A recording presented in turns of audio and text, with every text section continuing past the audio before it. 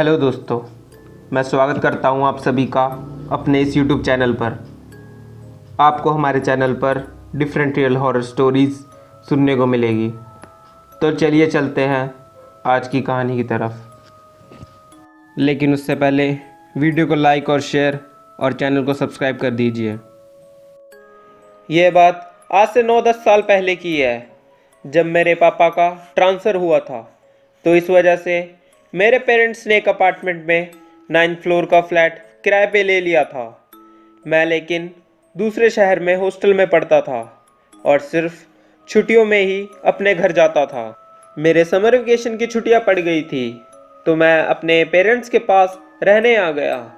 मुझे रात में देर तक जागने की आदत है और देर रात तक मैं ज़्यादातर मूवी ही देखता रहता हूँ। तो ऐसे ही एक बार रात के लगभग 2-3 बज रहे होंगे, तो मुझे अपने ऊपर वाले फ्लैट से किसी के चलने की आवाज़ आने लगी। ऐसा लग रहा था जैसे किसी ने मोटी पायल पहन रखी हो। मैंने उस चीज़ पर ज़्यादा ध्यान नहीं दिया और अपनी मूवी देखने लगा। लेकिन फिर से मुझे वो आवाज़ अगली रात सुनाई दी और उसके बाद अब वो आवाज़ मुझे रोज़ सुनाई देने लगी थी।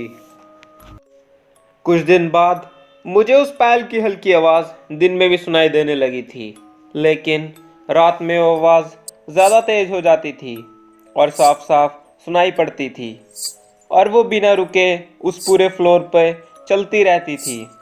मुझे ये बात बहुत ज़्यादा अजीब लगी, क्योंकि कोई इतना नहीं चलता, वो भी अपने ही घर में। फिर मैंने सोचा शायद कोई लड़की होगी जो अपने एक फ्लैट में घूमती रहती होगी, और इस बात को मैंने फिर से इग्नोर कर दिया। तो फिर एक दिन मैंने अपनी माँ से इस बारे में पूछा। फिर जो उन्होंने बताया वो सुनकर मेरे पैरों के नीचे से ज़मीन निकल गई। उन्होंने बोला कि ऊपर वाले फ्लैट में एक फैमिली रहा करती थी, जिसमें उनकी एक बेटी थी, और उस लड़की की मौत उसी फ्लैट में हो गई थी। तब से उस फ्लैट में कोई नहीं रहता। और उन्होंने बताया कि हमारे घर में भी सबने उस पायल की आवाज़ सुनी है। उन्होंने आसपास के फ्लैट वालों से भी इस बारे में पूछा, उन्होंने भी इस पायल की आवाज़ सुनी है। आज हम वहाँ नहीं रहते, लेकिन लोग बताते हैं कि आज भी उसकी आत्मा वहीं घूमती है, और दिन में भी वहाँ जाने की हिम्मत कोई नहीं करता। ये कहानी अब से 2 साल पहले की है, जो कि मेरे दोस्त के बड़े भाई के साथ हुई थी। तो एक रात मेरे दोस्त का भाई एक रास्ते से होकर जा रहा था। लगभग उस वक्त रात के 12 बज रहे होंगे। वो रास्ता एकदम सुनसान था और दूर दूर तक कोई दिखाई भी नहीं पड़ रहा था। तो वो उस खाली रोड में बाइक भगाता हुआ जा रहा था। उस रास्ते के बीच में एक काफ़ी बड़ा कब्रिस्तान पड़ता था। तो जैसे ही मेरा दोस्त का भाई उस कब्रिस्तान के पास पहुंचा, तो उसने बाइक की पिछली सीट पर भार महसूस किया, जैसे कि कोई झटके से चलती बाइक पर बैठा हो, और स्पीड में होने की वजह से उसका बैलेंस खराब होने लगा। वो पास के पेड़ में बजने ही वाला था कि उसने एकदम से ब्रेक मारी। रुक के उसने देखा तो वो उस रोड पर अब भी अकेला था। तो डर के कारण उसने जल्दी से बाइक स्टार्ट की और अपने घर की तरफ निकल गया। जब वो घर पहुंचा तो उसे किसी के होने का एहसास लगातार हो रहा था, और कुत्ते भी लगातार भौंकते जा रहे थे।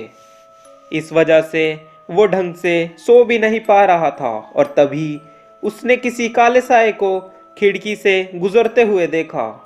उसने एकदम से कमरे की लाइट ऑन की, लेकिन वहाँ कोई नहीं था, और कुत्ते भी उस वक्त एकदम से शांत पड़ गए थे।